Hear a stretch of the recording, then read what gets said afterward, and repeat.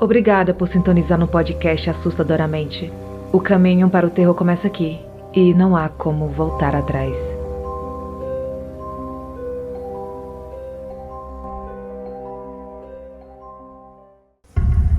A Despedida. Em 1985, quando eu tinha 11 anos, meu pai faleceu. Sempre fui muito sensitiva e o via todos os dias, mesmo quando mudamos de cidade. Uma vez estávamos na sala quando eu o vi passando na janela e avisei para minha mãe. Um tempo depois, eu o vi novamente, mas dessa vez em sonho. Um sonho que parecia muito real. Ele estava sorrindo enquanto entrava em um elevador e me dava tchau, acenando. Foi a última vez que eu o vi. Muitos anos se passaram até minha mãe me contar a história de quando perguntou a uma amiga o motivo do meu pai continuar aparecendo para mim, mesmo com o tempo e a mudança de cidade. A amiga disse que minha mãe havia guardado algo que pertencia a ele e que precisava devolver. Ela então lembrou do dia do velório do meu pai, quando foi até o caixão e pegou uma pétala de rosa de recordação. Mantinha a pétala guardada dentro de um livro em nossa casa. Para mim, tudo fez sentido. O sonho, a última vez em que vi meu pai. Minha mãe devolveu o que ainda o prendia aqui. Então ele veio a mim uma última vez para se despedir. Cirurgia espiritual. Eu sentia dores de cabeças horríveis, daquelas que a vontade é de sentar no chão e começar a gritar ou bater a cabeça na parede até que a dor pare. Minha tia, que era kardecista, me levou ao centro e agendou uma cirurgia espiritual para mim. Foi incrível. Eu não me recordo quanto tempo fiquei ali. Lembro da sensação de punção nas veias e de que parecia que estavam abrindo minha cabeça. Ao final do procedimento, me deram as orientações sobre o repouso e já faz mais de 30 anos que eu não sinto mais dores como aquelas. Outra situação em que estive no centro. Fui a uma consulta espiritual. Não havia dito motivo ou o que tinha ido fazer ali. Eu tinha sofrido 2 abortos espontâneos e não conseguia mais engravidar. Durante a consulta, pediram que eu deitasse e disseram que eu teria de passar por um tratamento, de terças-feiras. Durante o tratamento, eu tive novamente a sensação de punção nas veias. Não me recordo quantas terças-feiras foram, mas ao fim do tratamento, fui liberada e me deram uma garrafinha de água, a qual eu deveria beber à noite. 3 semanas depois, eu estava grávida. Minha filha faz 13 anos no dia 29/6, dia de São Pedro. Hora do descanso. Quando eu trabalhava na UTI, meus colegas de plantão, apesar de medrosos, viviam contando histórias de terror, sobre como puxavam seus pés na hora do descanso, etc. A conversa era sempre muito engraçada. Certa noite, uma das colegas foi tirar sua pausa para o descanso e antes que completassem 10 minutos, voltou correndo, branca feito papel e muito brava, brigando com nosso outro colega, acusando-o de tentar assustá-la na sala de descanso. O que eu falei ser impossível, pois nosso amigo não havia saído dali. Não poderia ter sido ele. Dito isso, ela não quis mais voltar e passou o resto de sua pausa conosco. Quando chegou a minha vez, eu fui tranquila, deitei e apaguei as luzes. Então alguém abriu a porta e, como a sala estava toda escura, eu só pude ver a silhueta contra a luz do lado de fora. Não consegui enxergar seu rosto. Falei: "Ah não, pode fechar a porta. Ainda não é sua vez, eu acabei de entrar." E a porta foi fechada. Passada a minha hora de descanso, voltei e encontrei os 2 colegas conversando. E aí eu perguntei ao colega: "Achou que ia me assustar, né?" Foi aí que a colega respondeu: "Mas ele não saiu daqui. Eu estava tão assustada que nem ao banheiro eu o deixei ir." Marido?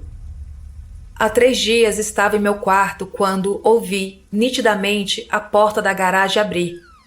Não me preocupei, pois era por volta do horário em que meu marido chegava em casa. Só podia ser ele. Em seguida, ouvi a porta da sala abrindo e fechando. Tudo normal. Em segundos, ele chegaria até o quarto onde eu estava. Esperei, até que levantei e fui ver o que estava fazendo que ainda não tinha aparecido. Olhei para o banheiro, cozinha, sala, nada. Um frio subiu na minha espinha e liguei imediatamente para ele, que atendeu na hora. Ufa! Me disse que estava quase chegando em casa e eu contei rapidamente o que tinha presenciado. Ele se apressou e logo chegou em casa, aparecendo na porta do quarto acompanhado do nosso cachorro. O cachorro então parou na porta e seguiu com o olhar todos os lugares de onde tinha vindo os barulhos que ouvi antes. Parecia estar vendo alguém. Nós não víamos ninguém. Esse relato foi revisado pela ouvinte Marília Aline. Sua vida é perfeita. Sem entender muito bem, ecoava a voz dela na minha cabeça. Me chamo Maria Clara. Tenho 11 anos de idade na data deste diário. Hoje é quarta-feira, véspera de feriado de Corpus Christi. E o que tenho a dizer é que minha vida está de cabeça para baixo. Alguns sinais estranhos e depois tudo começou a ruir. Sou filha única e tive a sorte de ter pais com boas condições financeiras. Sempre tive roupas, sapatos e brinquedos da moda.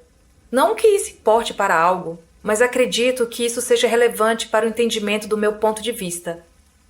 Como sou filha única, sempre recebi amigas em minha casa, algo bem comum. Até algo estranho acontecer. Inicialmente, um novo ano letivo, o 5º ano, e no início desse ano conheci uma nova amiga, uma garota da mesma idade que a minha, chamada Luísa. Luísa era nova na escola e, por um total acaso, sentou-se ao meu lado, na sala de aula. Tímida, olhava-me de cabeça baixa, por entre o caderno e trocava poucas palavras. Oi, me chamo Maria Clara. Qual é o seu nome? Ali começou nossa amizade. E logo éramos inseparáveis. Onde eu ia, ela ia e vice-versa. Até então, tudo normal, uma amizade juvenil entre meninas. Um dia, ganhei de meu pai uma daquelas lancheiras da moda com o tema pool. A minha era toda lilás e laranja. Toda contente, mostrei para a Luísa. Ela olhou de cima a baixo, analisando cada detalhe. Não disse uma palavra sequer e ficou estranha o resto do dia. Na manhã seguinte, cheguei em minha sala de aula e vi a minha amiga mostrando para outras meninas da sala a sua lancheira. Ao me aproximar, percebi que era idêntica à minha. Luísa olhou para mim com os olhos estranhos, um olhar baixo e um sorriso amarelo. Algo que eu nunca tinha percebido antes. Pensei comigo mesma, isso é algo normal, não existe só uma lancheira no mundo. O ano letivo seguiu e diversas situações esquisitas foram se acumulando. Ora pegava ela me olhando com aquele sorriso, ora imitava a forma como eu enrolava o lápis em meu cabelo. Chegou a um ponto em que comecei a pensar que estava imaginando coisas. Lembro-me que certa vez fomos ao cinema juntas. Ela passou em minha casa. Maria, sua amiga chegou. Está te esperando no seu quarto. Saindo do banho, fui para o meu quarto e lá estava ela, olhando tudo, analisando tudo. Sua vida é perfeita, disse ela. Você tem tudo e é tão bonita. Queria ter sua vida. Ela falou rindo com aquele mesmo olhar. Levei como um elogio e não soube sequer responder.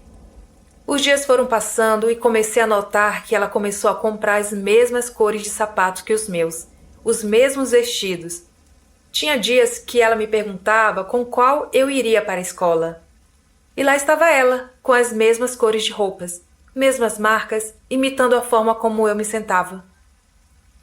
Comecei a sentir um grande desconforto com isso. Mas até aqui, tudo normal. Foi quando as coisas começaram a ficar estranhas. Primeiro começou com as formigas. Sim, formigas. Uma madrugada, deitei-me, senti como se meu corpo estivesse sendo tomado por formigas. Levantei aos berros da minha cama, me sacudindo. Meus pais vieram correndo ver o que estava acontecendo. Formigas! Tem um monte de formigas na minha cama. Ao acender as luzes, não havia nada em minha cama. O lençol branco sequer tinha farelos. Os pesadelos se sucederam. Mas o estranho é que as formigas começaram a aparecer de verdade em toda a casa. Em todo canto tinha formigas, na pia, nos banheiros, tudo. Meu pai, em dado momento, pediu para detetizarem a casa, mas elas não davam trégua. Ouvi dizer que formigas assim é sinal de inveja. Um dia, sentadas no pátio, Luísa correu a mão por entre meus cabelos, com aquele olhar. Eu acho tão lindo seus cabelos. Você é uma menina tão linda. Senti um calafrio, daqueles que vêm de dentro. As coisas aconteciam de maneira estranha. Sempre morei nesse mesmo sobrado. Os quartos são no segundo andar e o meu tem vista para o quintal, onde temos algumas árvores plantadas. Em noites de ventania, elas balançam cortando o céu. Aquela noite estava bem nublada e fria. Fui me deitar no mesmo horário de sempre. Meu pai sempre deixa a luz do corredor acesa. Me deu boa noite e foi dormir. Ali eu fiquei pensando nas coisas estranhas que estavam acontecendo. No motivo dela fazer aquelas coisas, ou se era apenas coisas da minha cabeça. Olhando para a janela, via as árvores cortarem o céu. Eu ouvi os passos passando perto do quarto. Provavelmente meu pai ou minha mãe, descendo até a cozinha para buscar algo. Era por volta de 10h30, ou um pouco mais. Sempre ia para a cama por volta desse horário. Mas, ao chegar próximo à escada, parou. Da minha cama, podia ver uma silhueta. Parecia olhar para o meu quarto. Não dava para ver o rosto ao certo. Ficou ali parada. Balbuciei por entre os lábios. Papai? Mamãe? Foi quando os passos vieram para o meu quarto. Passos largos e rápidos. Sentei-me na cama. Em um golpe abrupto, aquilo correu até meu quarto. Gritei para dentro sem som, quase um soluço. Senti um cheiro podre de azedo, como quando o leite estraga. Foi quando eu vi aquilo. Um rosto, no vão da porta aberta. Triste, amarelo e velho. Fixo olhando em minha direção. Medo e aflição me tomaram. Comecei a chorar aos berros. Saí correndo de olhos fechados, abri a porta e corri em direção à escada. Lembro-me apenas disso. Tudo ficou escuro. Acordei deitada na cama de um hospital, com a cabeça toda enfaixada. Escorreguei na escada. Minha mãe disse que, por sorte, não tive uma lesão pior. Tive um corte profundo em minha cabeça. Eu acho seus cabelos tão lindos. Você é uma menina tão linda. Eu ficava ouvindo aquilo.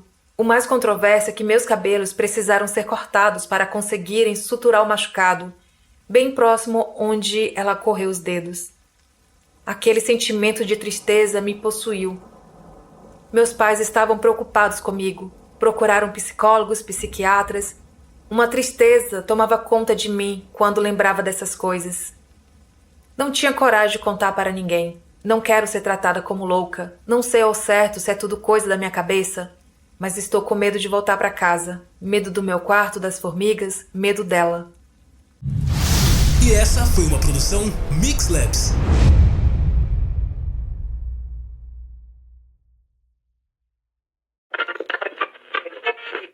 Obrigada por assinar o Assustadoramente. Você tem alguma história sobrenatural para contar? Então envie seu relato para o e-mail assustadoramente@outlook.com ou envie através de áudio pelo Telegram. Siga as redes sociais do podcast. Os links estão na descrição do episódio.